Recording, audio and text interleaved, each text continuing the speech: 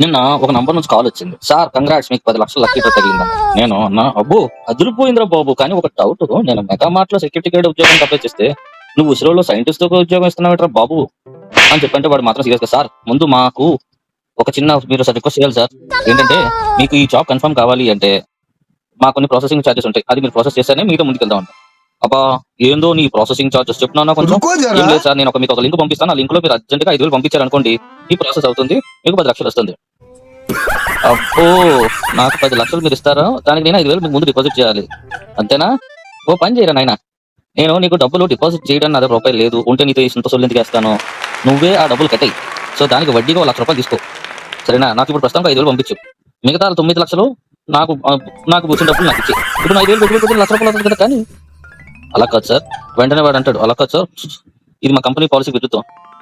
ఒరే ఫ్రాడ్ నా కొడక, నీ కాల్ వచ్చినప్పుడు అర్థమైంది నువ్వు ఫ్రాడ్ గడివని. ట్రూ కలర్ లో ఫ్రాడ్ కాల్ అని చూపిస్తా ఉంది. నువ్వు నాకు సొల్లు చెప్పే పని చేసుకోకు నాయన. నేను నీకు డబ్బులు ఇవ్వను, నువ్వు నాకు నువ్వు నాకు మాత్రం ఏమీ పచ్చాల్సిన అవసరం కూడా లేదు అంటే వాడు ఏమన్నాడు తెలుసా? అలా కాదు సార్, ఒక నిమిషం ఆగండి, మా సీనియర్తో మాట్లాడండి. అబ్బో మీ దాని కంపెనీ, మీ తప్పస్ కంపెనీ, మీ ఫ్రాడ్ కంపెనీ ఒక మళ్ళీ సీనియర్ ఒకసారి ఈ ఫోన్ ఎందుకే ఎవడా సీనియర్ అంటే మళ్ళీ వాడు నాకు ఒక వెటకారంగా వాడేమో మరి మా కాలేజీలో సీనియర్ సార్ ఓ అని చెప్పి వెటకారంగా వాడు నవ్వుతున్నా సమాధానం చెప్పాడు. నాకు ఎంత ఒళ్ళు కాలిందంటే మాస్టర్, కానీ ఏం చేస్తాం. ఒరే ఫ్రాడ్ నా కొడక, నువ్వు కనుక ఇదే సొల్లు నా కంటిన్యూ చేసావా, ఇప్పుడు ఈ కాల్ రికార్డింగ్ చేసి డైరెక్ట్ గా వెళ్ళి ఫ్రాడ్ కేసు నీ పైన పెట్టి నువ్వు ఎక్కడున్నా ఎత్తుకొని పట్టుకొని వచ్చి 5,000 10,00,000 సొల్లు చెప్పి జనాలు మోసం చేస్తాను, లోపల ఇచ్చేస్తాను, నీ తోలు నీకు తీరిపోతే. కాబట్టి దారి బిడ్డ మనకని టాప్ ఫోన్ కట్ చేశాడు.